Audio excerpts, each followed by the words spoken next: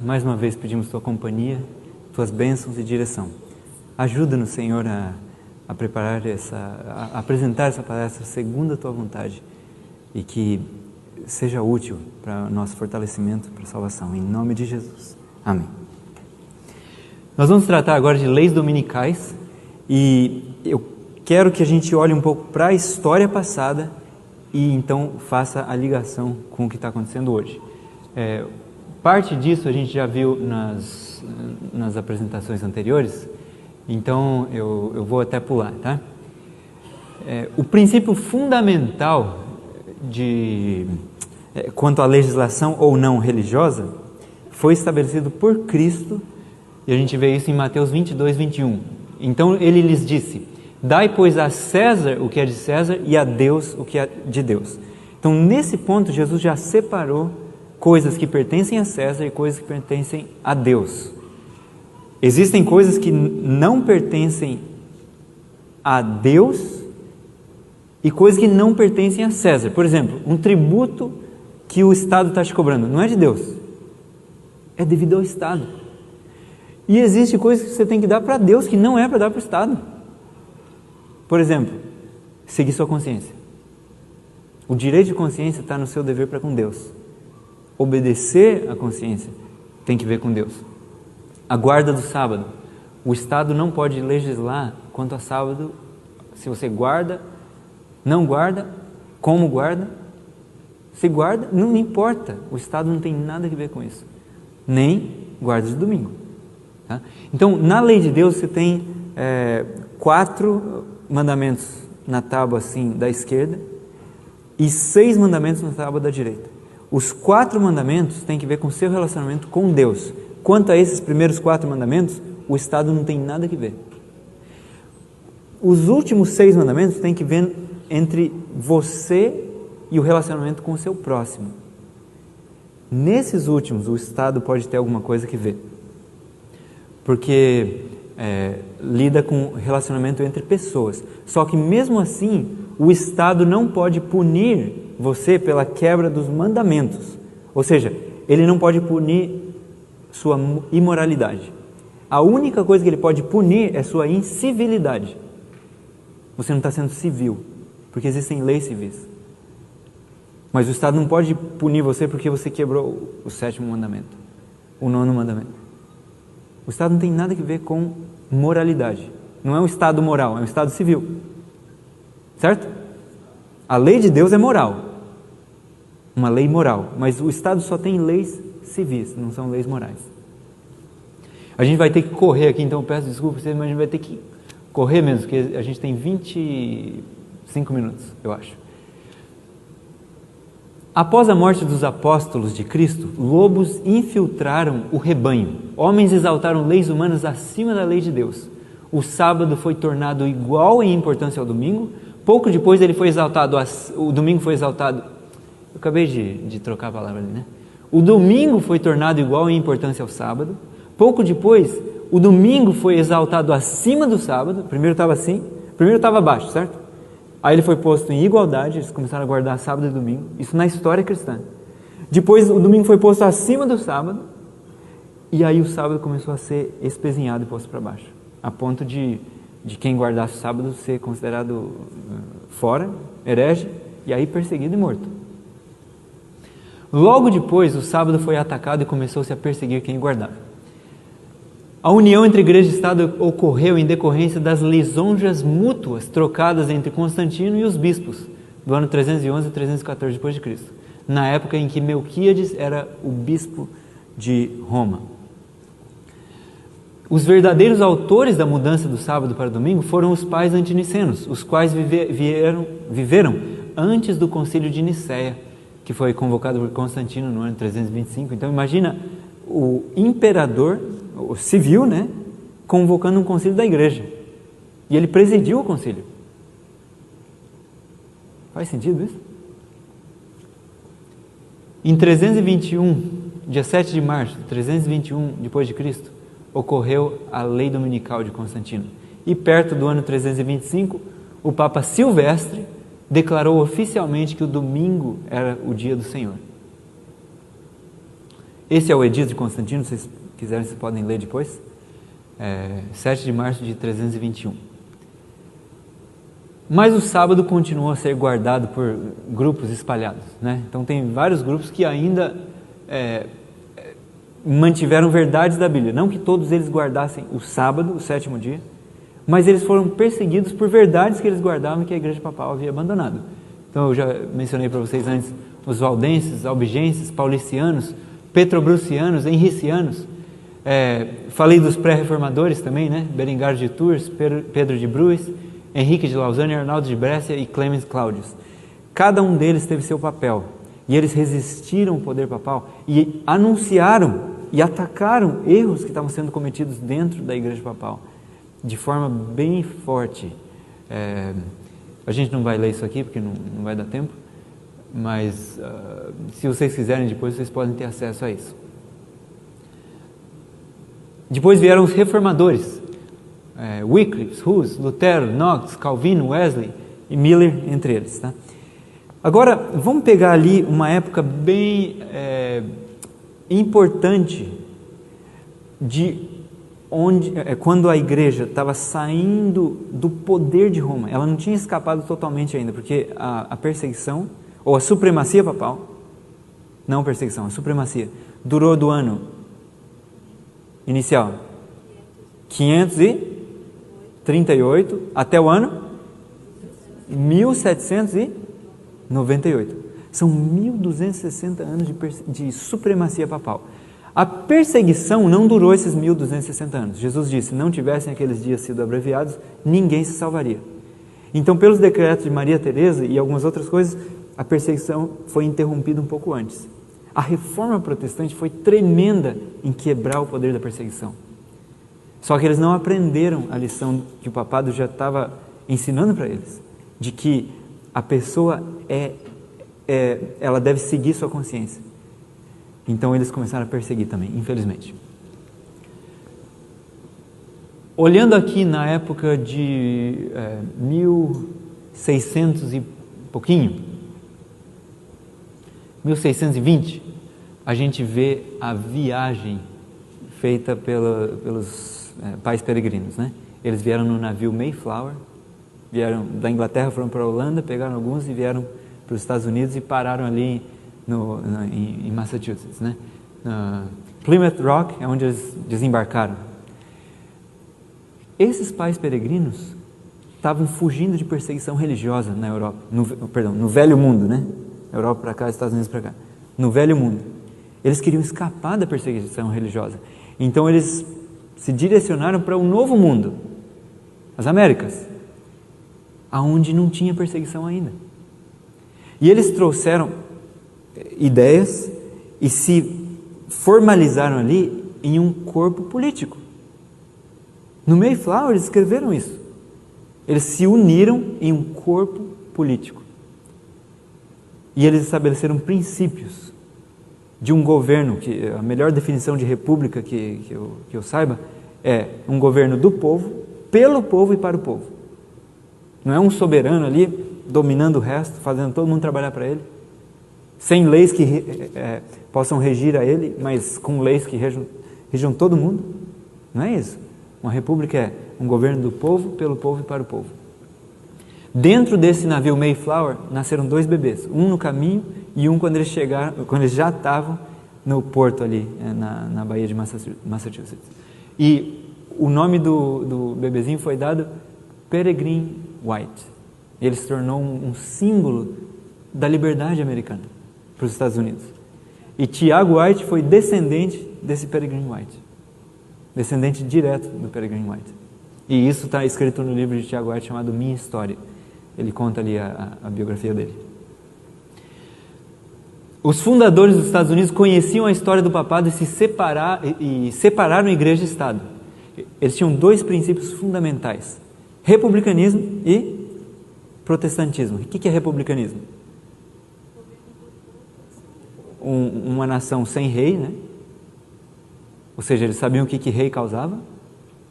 Poder absoluto. Então, republicanismo. Agora, protestantismo. Uma igreja sem um papa. Eles conheciam muito bem o que era ter um Papa. A gente não conhece. Sabe por que a gente não conhece? Porque a gente não viveu aqueles anos. Lê o Império Eclesiástico, você vai saber o que é ter um Papa. E eles falam, a gente não quer nada disso. Não quer rei, não quer Papa, a gente quer liberdade.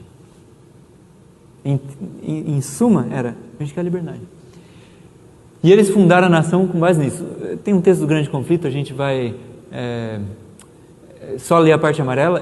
A irmã diz assim: e a Constituição garante nos termos mais explícitos a inviolabilidade da consciência. O Congresso não fará nenhuma lei que estabeleça a religião ou proíba seu livre exercício. Aqui está a Declaração de Independência, 1776, 4 de julho de 1776. E ali eles novamente falam que sobre a liberdade, né? Eles falam assim, consideramos estas verdades por si mesmo evidentes, que todos os homens são criados iguais, então não tem um que é acima do outro, não tem um que tem sangue azul da realeza e o resto tem sangue vermelho, é plebeu, não tem isso, todos são iguais, criados iguais, sendo-lhes conferidos pelo seu Criador certos direitos inalienáveis, entre os quais se encontram a vida, a liberdade e a busca da felicidade, que para garantir esses direitos são instituídos governos entre os homens, derivando os seus justos poderes do consentimento dos governados, ou seja, o único poder que o governo devia ter sobre os que estão sendo governados é se os governados consentiram com isso. Não tem aquele chamado divino direito dos reis. Não é por concessão, a gente consentiu. Todos estão de acordo? Votado? Beleza, então é lei para todos. Mas se não foi votado, não foi aprovado, não é lei. Mas no passado não era assim. O rei falava, eu quero isso assim. Tá bom, o rei falou. Não, mas isso é injusto. Como direito de prima nocta. O rei tinha o direito, que ele mesmo instituiu, de conhecer a noiva na primeira noite. Todo casamento ele podia ir lá pegar a noiva e levar para a casa dele. E é só a partir da segunda noite que ela ia para o noivo. Quem que estava de acordo com isso? Será que o povo votou? Vamos fazer uma lei assim? Não, o rei estabeleceu essa lei.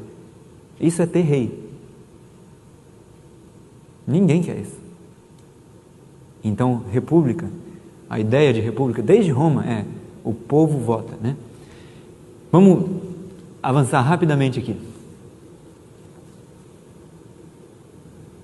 Os elaboradores da Constituição reconheceram o eterno princípio de que a relação do homem para com seu Deus está acima de legislação humana e de que seus direitos de consciência são inalienáveis.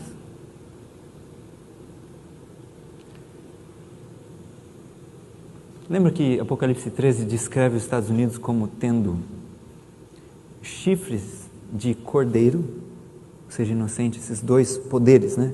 Os chifres, republicanismo, protestantismo, princípios maravilhosos que todo mundo queria ter, mas falando como um dragão. Só que se você voltar lá, quem que era o dragão? Primeiro era Roma pagã, depois virou Roma papal, e falar como Roma pagã e papal, nesse sentido, é fazer leis de caráter religioso que violem a consciência, mas a pessoa tem que seguir ela. Porque o papado não é nada mais do que isso. O papado não crê em individualidade e consciência. Na verdade, ele diz que o direito de consciência é um mal, uma peste.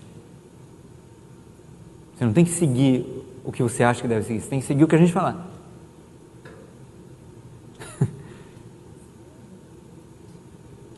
E o povo está abraçando esse sistema de novo. Incrível.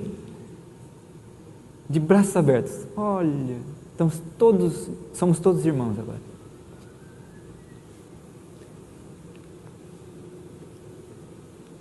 A gente já falou sobre isso.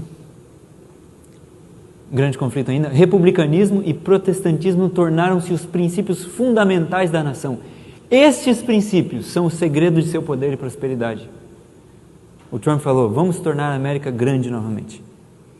Se ele soubesse quais são os princípios que fizeram dela grande, era só seguir eles. Vamos ver aqui, rapidamente, o processo de leis dominicais. Eu vou ter que voar por essas datas aqui, para a gente poder tentar chegar ao fim. Mas, acompanhe comigo, preste bem atenção. 1776, Declaração de Independência dos Estados Unidos. E ali, eles disseram que a gente tem que seguir a consciência. Eles têm direito à liberdade. A gente foi criado igual. Ninguém pode forçar o outro na questão de consciência. 1787, os delegados assinam a Constituição dos Estados Unidos. Em 1789, a Carta de Direitos, Bill of Rights, e o primeiro ponto dessa carta é que o Congresso não fará nenhuma lei estabelecendo uma religião, ou seja, religião estatal, nem proibindo o livre exercício de religião. Eles separaram a igreja e o Estado. Não toca na religião, eles disseram para o Estado, porque a religião é sagrada demais. As mãos sujas, políticas, não devem mexer na coisa tão sagrada que é a religião. Cada um tem seu direito de consciência e seguir a vontade de Deus. Eles já conheciam a história do puritanismo nos Estados Unidos.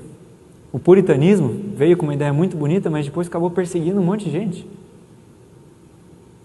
Nos Estados Unidos houve martírio.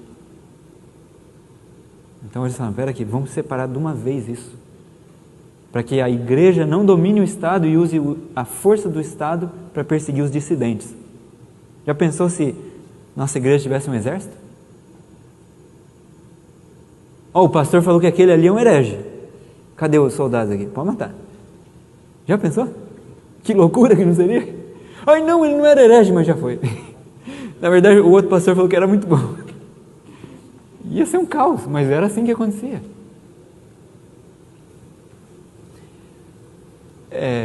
1828 e 29 houve uma tentativa de fazer o trabalho dominical ser uma ofensa digna de forte penalidade. Mas em 1829 o Senado decidiu contra essa lei, cancelou esse projeto de lei, rejeitou, e disse, os fundadores da nação sabiam muito bem o que eles estavam fazendo quando eles separaram a igreja do Estado, vamos deixar assim. 1863, a Igreja Adventista foi fundada oficialmente em que ano? 63. No mesmo ano, houve uma reunião em Cheyenne, em Ohio, da qual se formou posteriormente a Associação da Reforma Nacional. Aqui começa um problema sério. Isso foi um problema, você pode ver nos escritos de Ellen White, a Associação da Reforma Nacional. O objetivo desse negócio era estabelecer o domingo como dia de guarda. Era pôr Deus de volta na Constituição, mas não dizer que nós cremos em Deus, mas que Deus tem que estar legislando por meio da Constituição, e eles, como representantes de Deus, vão definir quais são os pontos que Deus está legislando. Aí a coisa começou a ficar séria. 1864, é oficialmente organizada a Associação da Reforma Nacional. 1874, o Congresso americano rejeita a petição da ARN, Associação da Reforma Nacional, de fazer leis nacionais quanto à legislação religiosa, guarda de domingo. Então, a ARN, tendo sofrido derrota no nível nacional, ou seja, federal, da União, eles falaram assim, vamos tentar com os estados? Se a nação inteira não quis, vamos ver se a gente consegue com os estados. E aí eles começaram a trabalhar com os estados. E sabe o que? Eles tiveram muito mais sucesso a nível estadual do que a nível nacional.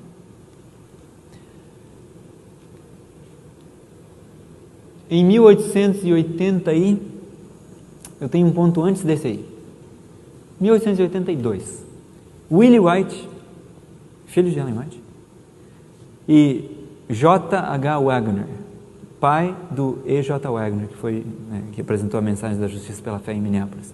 O pai dele, Willie White e o pai do Wagner, estavam trabalhando na Pacific Press, na Califórnia, no domingo.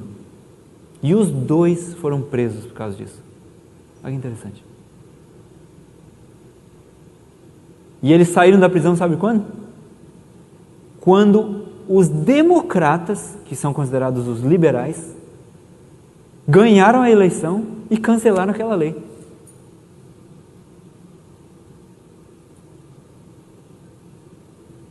A gente pensava que os democratas são os mais liberais, que estão trazendo tudo que é ruim, e realmente tem coisas ruins que eles estão trazendo, mas precisou deles para uma lei assim ser cancelada. Na Califórnia, lei dominical mesmo, estadual, não era nacional, era estadual. Muitos adventistas foram presos. Em 1883, a Associação Geral, por causa dessa prisão, desse aprisionamento dos dois, a Associação Geral recomenda iniciar um periódico para a defesa da liberdade religiosa. Tem início, então, no mesmo ano, o Sabbath Sentinel, com mais de 500 mil cópias distribuídas, mas ele se encerra no fim do ano por falta de editores. Em 1886, tem início a American Sentinel, tendo como editores J.H. Wagner, E.J. Wagner e A.T. Jones. E aqui está uma foto ali da American Sentinel, primeiro número do primeiro volume, perdão, do volume 3. Eu comecei a ler isso aí, achei fascinante, é muito bom. Embora os anos tenham mudado e os nomes das pessoas que se referem tenham mudado, os princípios são espetaculares, se aplicam mesmo a hoje. Em 1887, a União de Temperança Cristã da Mulher se une à ARN em sua campanha para cristianizar a América. No mesmo ano é formada a União Americana do Sábado. Em 1888, a Third Party Prohibition se une ao movimento se pronunciando contra a separação de igreja e Estado, ou seja, eles queriam unir igreja e Estado.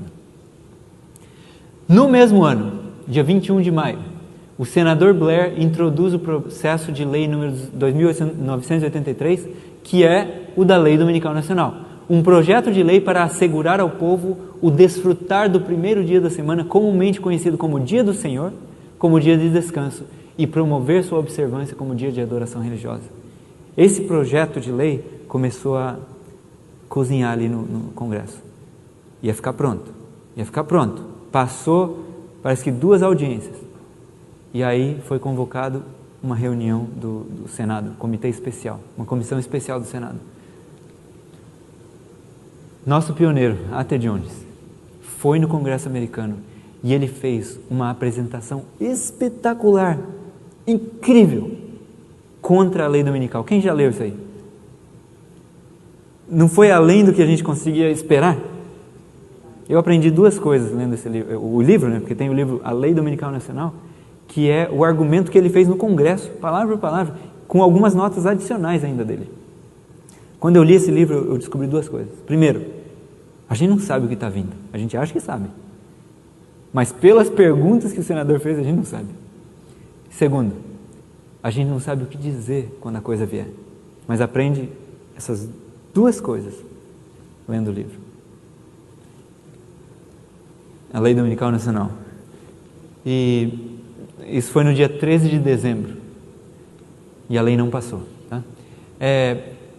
As 2 bestas de Apocalipse, a primeira besta era Roma papal. A segunda besta representa os Estados Unidos da América. Roma papal resultou da união de igreja e Estado. Os Estados Unidos causaram a separação de igreja e Estado. Mas aí, passo a passo, os Estados Unidos começaram a trabalhar em unir igreja e Estado de novo. Não vai dar tempo de falar da visão de Salamanca, nem praticamente não vai dar da Conferência Geral de 1893, mas vocês podem ouvir esses sermões da Conferência Geral de 93, alguém gravou mais recentemente, no site ellenwhiteaudio.org. Está tudo gravado ali, procura assim por General Conference, na primeira página mesmo, General Conference 1893, tá? E vai ter vários sermões ali de vários pregadores, inclusive 24 sermões de A.T. Jones, mas 2 dos sermões que me chamaram muito a atenção foram de Ballinger. Ballinger ainda estava entre o povo de Deus, depois ele rejeitou Ellen White, né, saiu da igreja, mas ele ainda estava no povo de Deus, e ele está descrevendo nesses sermões as perseguições que estavam acontecendo naquele ano e nos anos anteriores aos adventistas. É coisa séria. Hã? Procura por Ballinger ali, eu acho que vai ter. Está em inglês? São em inglês, O áudio é em inglês, tem o texto também, você pode pegar. Perdão, não tem o texto, só o áudio mesmo. Tá, a coisa foi tão injusta, o tratamento dos adventistas foi tão injusto. Por exemplo, só para você ter uma ideia. 2 pessoas estão cavando e colhendo batatas no domingo. Um adventista, o outro não adventista. O não adventista acusa o adventista de estar colhendo batata, o adventista é preso e condenado, e o não adventista não acontece nada. Eles chamaram um menino de 10 anos, adventista. Ele foi intimado a ir lá, prestar um depoimento contra o pai dele. O menino não queria nada disso, mas o governo estadual fez ele ir lá. E ele estava lá, segundo o governo, para declarar, dar um testemunho de que o trabalho dominical do pai dele tinha atrapalhado tanto o descanso dominical do menino, que era adventista, nem guardava o domingo, de que isso aí foi uma ofensa pública.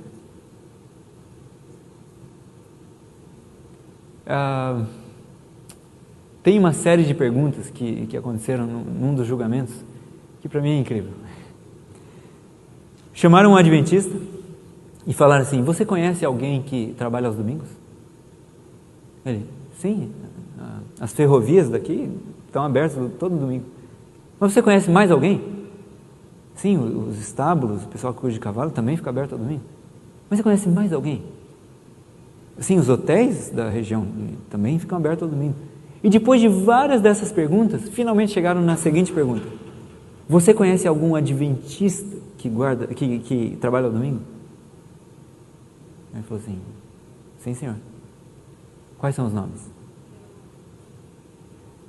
E ele teve que dar os nomes. Ele não ia mentir. E prenderam essas pessoas. O povo estava preocupado com a quebra do domingo ou com os adventistas quebrando o domingo? Percebem qual que é a natureza de leis dominicais? Essas perseguições que aconteceram nos Estados Unidos são muito sérias. Teve adventistas morrendo. E a gente tem que estudar essa história. O livro As Duas Repúblicas, no apêndice desse livro, The Two Republics, As Duas Repúblicas, tem 21 casos de adventistas sendo presos só no estado do Arkansas. Eu vou ler alguns textos de Ellen White e a gente termina aqui. Vou tentar fazer o mais rápido possível aqui, em 2 minutos. Quando nossa nação, os Estados Unidos, em suas assembleias legislativas, promulgar leis que restringam a consciência das pessoas quanto aos seus privilégios religiosos, impondo a observância do domingo e exercendo poder opressor contra os que guardam o sábado do 7º dia, a lei de Deus será para todos os efeitos invalidada em nosso país, e a apostasia nacional será seguida de ruína nacional. Ela diz também que os povos de todos os demais países do mundo hão de ser induzidos a imitar-lhe o exemplo. Ela está falando da América. Os Estados Unidos faz, o resto vai fazer. Então não pense que a gente vai estar seguro em algum lugar. Nossa única segurança vai ser o Deus do céu, o Senhor dos exércitos. As nações estrangeiras seguirão o exemplo dos Estados Unidos. E hoje, vocês lembram dessa carta aqui? Dies Domini, certo? O Papa João Paulo II. Ele pede ali que os governos façam legislação religiosa, defendam o domingo, promovam o domingo. 2015, isso aí para mim foi assustador. Você sabe o que significa o Congresso? Sabe que parte do sistema de governo é o Congresso? Ali se fazem o quê? Legislação, leis. Imagina o representante desse sistema, que na Idade Média torturou e matou tanta gente contra a consciência das pessoas, indo para o lugar dos Estados Unidos, que a gente já sabe que a profecia fala sobre isso, onde se fazem leis e o povo aplaude ele em pé. Você acha que os reformadores, se tivessem vivos, estariam tranquilos quanto a isso? Aplaudindo de pé. Isso para mim foi um dos dias mais tristes na história dos Estados Unidos. porque envergonhou os princípios da nação, separação de igreja e Estado. O que o representante desse sistema foi fazer na parte civil? E os pedidos que ele fez ali.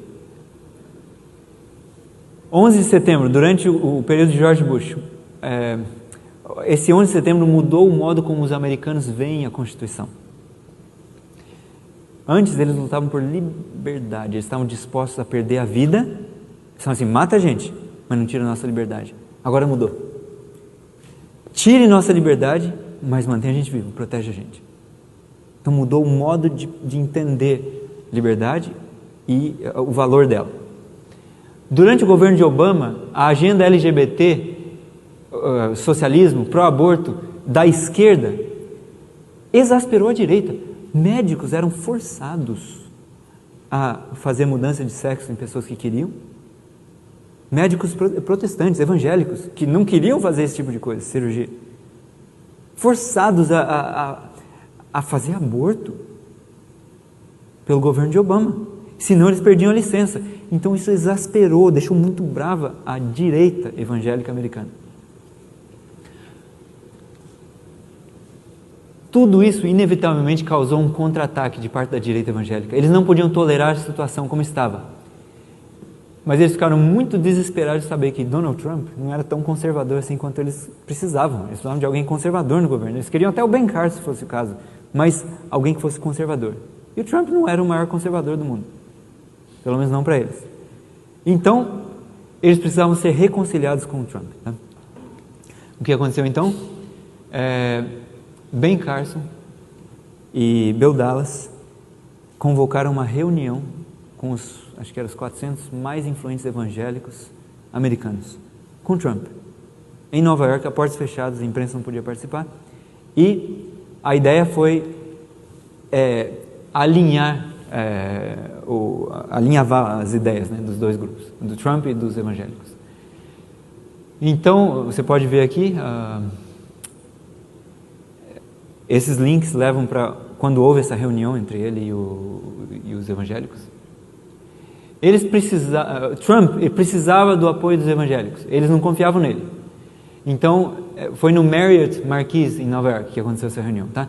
E nessa reunião, embora 400 pessoas tinham sido convidadas, 1000 apareceram, nessa reunião, Trump prometeu 3 coisas para eles.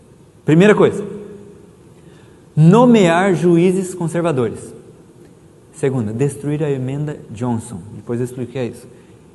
E terceira coisa, dar aos evangélicos poder político. E com essas condições, os evangélicos concordaram em apoiar o Trump. Emenda Johnson, rapidamente, é a emenda que diz assim, se você é uma organização sem fins lucrativos, você não pode girar a roda política com o dinheiro que você recebe. Então, se uma igreja começa a fazer defesa de políticos ou promover alguém, ativismo político, ela perde o status, em inglês é 501c3, é um status sem fins lucrativos. E aí ele tem que pagar imposto. E aí o imposto é altíssimo. Então essa emenda Johnson, que o antigo senador Johnson fez, que ele virou presidente depois, essa emenda Johnson limita muito, embora não totalmente, os poderes religiosos de assumir e vestir a camisa política. E o Trump prometeu para os evangélicos derrubar essa emenda.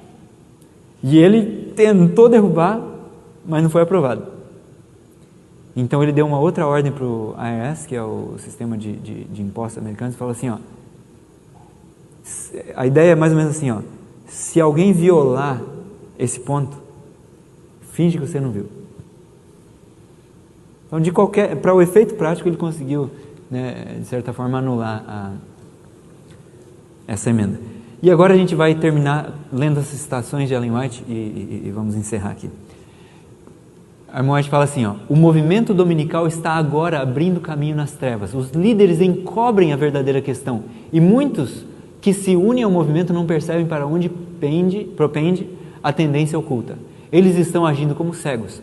Não veem que se um governo protestante abandona os princípios que deles fizeram nação livre e independente e pela legislação introduz na Constituição princípios que propaguem a falsidade e ilusão papal, eles estão se lançando nos horrores romanos da Idade Média. Ela está falando, isso aqui vai voltar. O que a gente temeu tanto no passado vai voltar de novo. Vocês não percebem que vocês estão quebrando as únicas barreiras que impedem de a coisa acontecer? É nosso dever fazer tudo o que estiver ao nosso alcance para evitar o perigo que se aproxima. Os que estão agora guardando os mandamentos de Deus precisam pôr-se em atividade para obter a ajuda especial que só Deus pode dar-lhes. Devem trabalhar mais diligentemente para o quê? Para adiar até quando for possível a calamidade que se aproxima. O povo de Deus que guarda os mandamentos não deve permanecer calado neste tempo, como se aceitássemos a situação de bom grado. Não, tranquilo, isso aí, estão passando ali, mas não tem problema, vamos ficar quietinho, Deus vai proteger. Não estamos cumprindo a vontade de Deus se nos deixarmos ficar em quietude, nada fazendo para preservar a liberdade de consciência. Fervente e eficaz oração deve ascender ao céu para que essa calamidade seja deferida, ou seja, postergada, até que possamos realizar a obra por tanto tempo negligenciada. Haja as mais fervorosas orações e então, não é só orar, trabalhemos em harmonia com as nossas orações. Esse texto para mim é o mais forte. Há muitos que estão despreocupados e se acham, por assim dizer, adormecidos. Eles dizem, se a profecia predisse a imposição da observância do domingo, a lei certamente será promulgada. E tendo chegado a essa conclusão, assentam-se em calma expectativa do evento, confortando-se com o pensamento de que Deus protegerá seu povo no tempo de angústia. Não, Deus falou que vai ter a lei dominical, fique tranquilo que Deus vai nos proteger. Só espere. Agora olha como ela continua. Mas o Senhor não nos livrará se não fizermos algum esforço para realizar a obra que Ele nos confiou. Como fiéis atalaias, deveis dar o aviso ao ver que vem a espada, para que homens e mulheres, pela ignorância, não sigam um rumo que evitariam se conhecessem a verdade. O que Deus espera que a gente faça? Lute contra isso. Remova a ignorância quanto a esse ponto. Ilumine o povo contra esse ponto. Não, exatamente. Jones não era deputado. Ele foi lá em caráter civil, ele foi como um cidadão americano. Isso acontece hoje. Você pode conversar com o seu deputado ou senador para ele. Sim. O Jones foi lá, ele fez a apresentação. Ele conhecia. O problema é que nós não conhecemos. Então a gente vai lá e a gente vai fazer um argumento que não vai ser bom. O advogado nosso já esteve no Congresso. Uma outra causa que eu lembro agora. Eu acho que se a gente estudar bem, a gente vai ter muito mais força para defender. E muito mais alerta. A gente vai ver coisa acontecendo que a gente não está percebendo.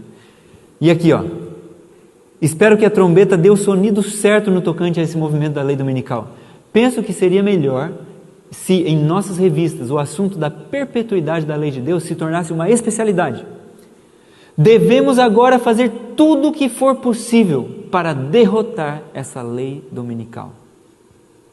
Entenderam a vontade de Deus? Irmão,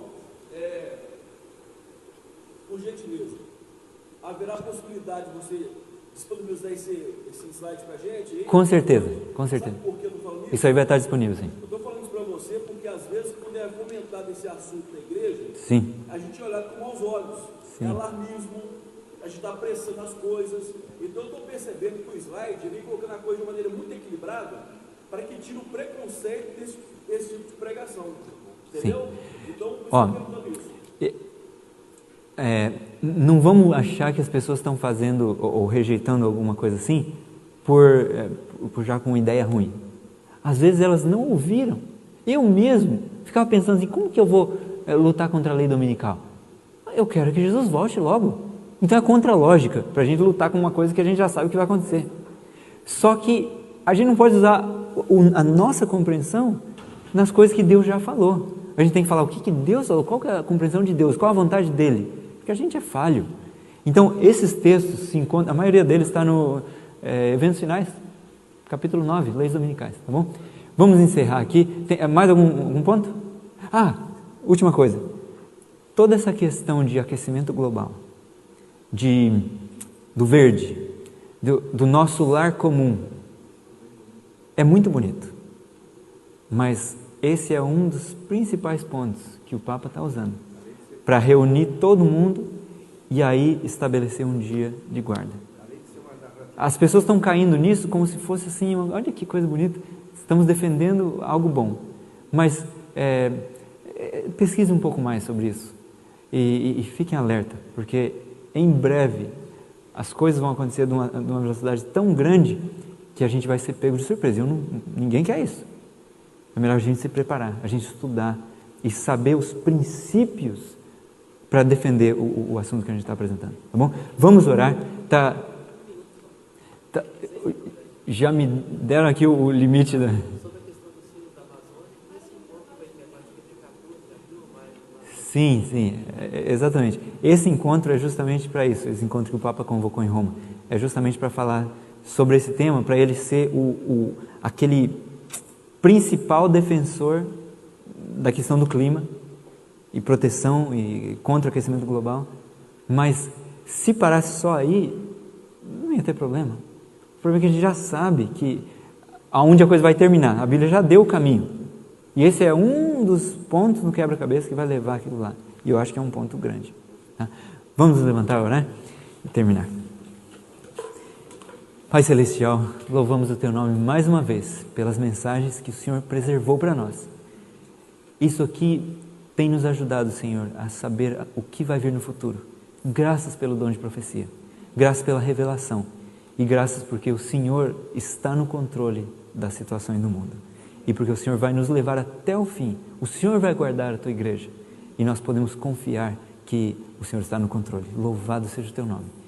Dá-nos Tua proteção, ajuda-nos a nos aprofundarmos no estudo daquilo que o Senhor deseja e guarda-nos de confiarmos no poder humano, ajuda-nos a confiarmos no poder divino. Nós nos consagramos a Ti, em nome de Jesus. Amém.